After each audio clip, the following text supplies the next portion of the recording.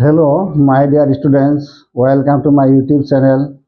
মই তোমালোকক এতিয়া অনুশীলনী 13.3 7 নম্বৰ অংকটো কৰি দি আছো। এই অংকটো দিয়া আছে 32 সেন্টিমিটাৰ ওখ আৰু 18 সেন্টিমিটাৰ ভূমি ব্যাসাৰ্ধ বিশিষ্ট এটা বেলন আকৃতিৰ এটা বাল্টি বালিৰে পূৰ্ণ হৈ আছে। এই বাল্টিটো মাটিত খালী কৰাত এটা শংকু আকৃতিৰ দৌল সৃষ্টি হ'ল।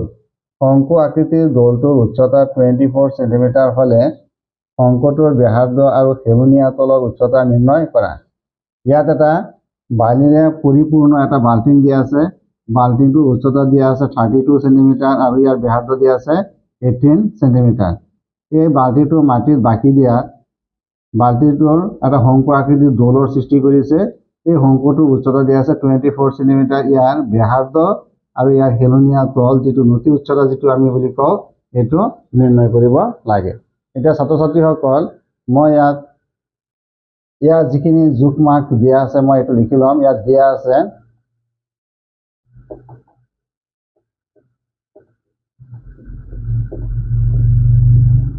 আছে এই বাল্টিং আকাৰৰ বেলনৰ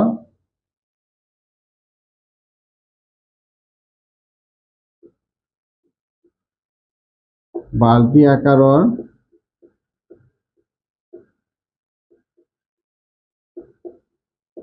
বেলনৰ উচ্চতা এইটো মই কেপিটেল H বুলি ধৰিছো ইকুৱেল টু 32 সেন্টিমিটাৰ। এই বেলনৰ ব্যাসাৰ্ধ দিয়া আছে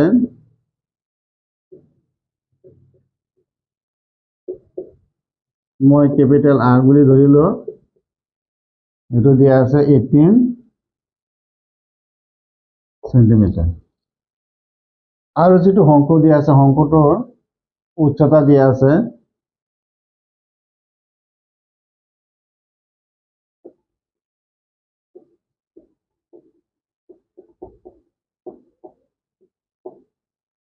মই স্মল h ধৰিছো। h ইকুৱেল টু দিয়া আছে 24 centimetre.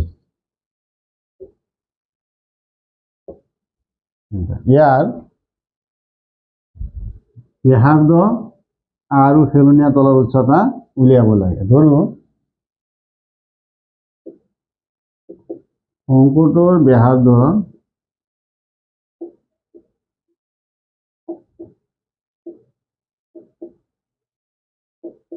Equal to small r আৰু শংকুটোৰ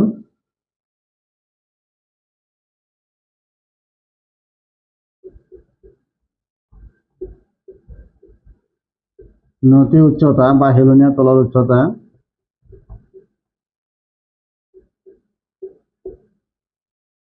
ইকুৱেল টু স্মল l। প্ৰশ্ন মতে এতিয়া ছাত্ৰ ছাত্ৰীসকল চোৱা বাল্টিটোত যিমানখিনি বালি আছে শংকুটোতো ইমানখিনি বালি আছে। গতিকে বাল্টিটোৰ বালিৰ আয়তন ইকুৱেল টু শংকুটোৰ বালিৰ আয়তন। প্ৰশ্ন মতে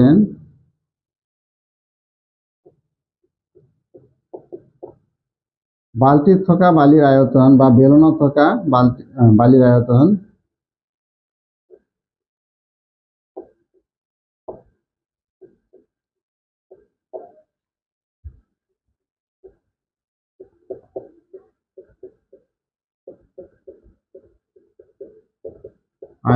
ইকুৱেল টু শংকুত থকা বালিৰ আয়তন।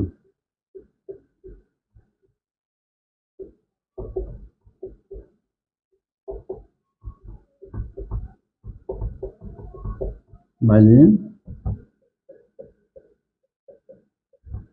আয়তন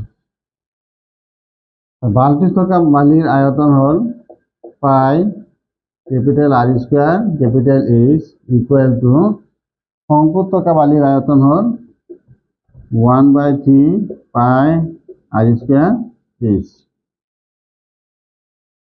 এতিয়া ইয়াত পাই আৰু পাই কেনসেল গ'ল। ইয়াত R আছে। কেপিটেল R ৰ মান হল 18 সেন্টিমিটাৰ। 18 ইনটু H ৰ মান হল 32। ইয়াত সংখ্যা আছে তিনিটা, ইয়াত একক আছে তিনিটা, সেন্টিমিটার সেন্টিমিটার সেন্টিমিটার, গতিকে ইয়াত হ'ব সেন্টিমিটার কিউব ইকুৱেল টু 1/3। যেহেতু আৰৰ মান আমি উলিয়াব লাগে, আৰৰ মান ইয়াত নাই, গতিকে আমি r স্কয়াৰ লিখি দিম, আৰু h ৰ মান হ'ল 24। এতিয়া 324ত 8 টাইম যাব, আৰু ইয়াত হ'ব সেন্টিমিটাৰ। এতিয়া r স্কয়াৰৰ মান নিৰ্ণয় কৰিম, যে r স্কয়াৰ ইকুৱেল টু এই গোটেইখিনি সংখ্যাক, অৰ্থাৎ 18 ইনটু 18 ইনটু 32 সেন্টিমিটাৰ কিউবক আমি 8 সেন্টিমিটাৰে হৰণ দিম। এইটো সেন্টিমিটাৰ, এইটোৰ স্কয়াৰ যাবগৈ, ইয়াত থাকিব স্কয়াৰ 3 যাবগৈ, সেন্টিমিটাৰ স্কয়াৰ ইয়াত থাকিব। এতিয়া 8 ইয়াত 4 টাইমস যাব, এতিয়া ইয়াত থাকিব 18 ইনটু 8। এতিয়া মই ইয়াত লিখি ললো r square equal to 18 into 18 into 4 centimetre square. এতিয়া r হ'ব r equal to square root of 18 into 18 into 4 ৰ পৰিৱৰ্তে মই 2 ইনটু 2 লিখিলো, আৰু এইটো centimetre square.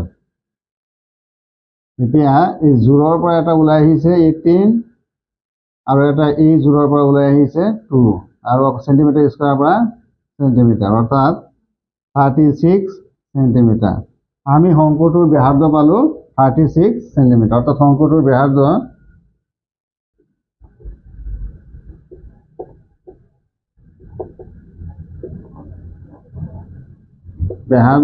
r equal to 36 centimetre পালো। এতিয়া মই উলিয়াম শংকুটোৰ নতি উচ্চতা l। এতিয়া আমি জানো যে নতি উচ্চতা l equal to square root of h square plus r square. এতিয়া শংকুটোৰ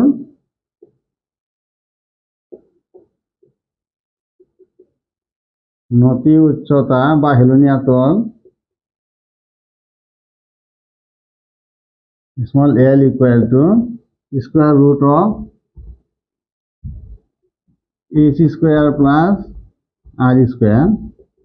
এটা h ৰ মান হ'ল 24 হোল স্কয়াৰ প্লাস r ৰ মান পালো আমি 36 হোল স্কয়াৰ। এটা 24 আৰু 24 পূৰণ কৰি দিম, 4 into 4 হ'ল 16, 16 और 6 और থাকিল 1, 4 into 2 8 1 9, 96, 2 into 4 8, 2 into 2 4, 6 7 5 5 7 6 5 7 6 plus 36 দুটা পূৰণ কৰি দিম, 6 into 6 36 और 6 আৰু থাকিল 3, 6 into 3 18, 18 আৰু 3 21 into 3 into 6 18 और 8 আৰু থাকিল 1, 3 into 3 9 1 10, 6 9 2 1 1 2 1 2 9 6 ইয়াত থাকিব সেন্টিমিটার স্কয়ার একক।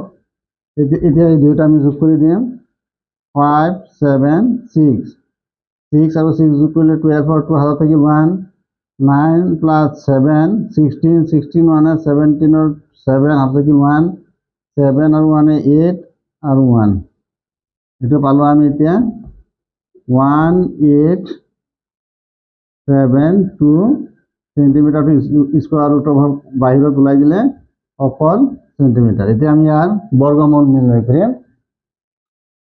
1872 বৰ্গমূল 2 দি হৰণ দিম, 2 18ত 9 টাইমস, 2 7ত 3 টাইমস, 1 বাকি থাকিব 1 2 12 12ত 6 টাইমস, আকৌ 2 দি দিম, 2 9ত 4 টাইমস, 1 বাকি থাকিব 1 3 13 13ত 6 টাইমস, 12 গুচি গ'ল, 13ৰ পৰা 12 গুচি গ'ল, 1 থাকিব 1 6 8, আকৌ 2 দি দিম, 2 4ত 2 টাইমস, ইয়াত 3 টাইমস, ইয়াত 4 টাইমস, আকৌ 2 দি দিম, 2 ইয়াত 1 টাইমস, 2 ইয়াত 1 টাইমস, ইয়াত 1 বাকি থাকিব 1 4 14ত 7 টাইমস। এতিয়া আৰু 2 দি নাযায়, 3 দি যাব, 3 ইয়াত 3 টাইমস, 9 গুচি যাব, 9 গুচি গ'লে 2 থাকিব, 2 আৰু 7 27 3 9 টাইমছ, আকৌ 3 দি দিম, 3 1 3। এতিয়া এইটো মৌলিক সংখ্যা ওলাইছে আৰু ইয়াত হৰণ নাযায়, গতিকে আমি এইটো এনেকৈ লিখিব পাৰোঁ, স্কুৱাৰ ৰুট অফ 2 ইনটু 2 187 পৰিৱৰ্তে লিখিম 2 into 2 into 2 into 2 into 3 into 3 into 13 centimetre equal to জোৰৰ পৰা এযোৰ ওলাই আহিব, এই জোৰৰ পৰা এযোৰ ওলাই আহিব, এই জোৰৰ পৰা এযোৰ ওলাই আহিব, আৰু যেহেতু 13টো অকলে আছে গতিকে 13 ইয়াৰ ভিতৰতেই থাকি যাব, ইমান সেণ্টিমিটাৰ। গতিকে 2 into 2 4 into 3 12 square root of 13 centimetre, অৰ্থাৎ আমি অঙ্কটোৰ নতি উচ্চতা এল পালোঁ 12 স্কোয়াৰ ৰুট অফ 13 সেন্টিমিটাৰ।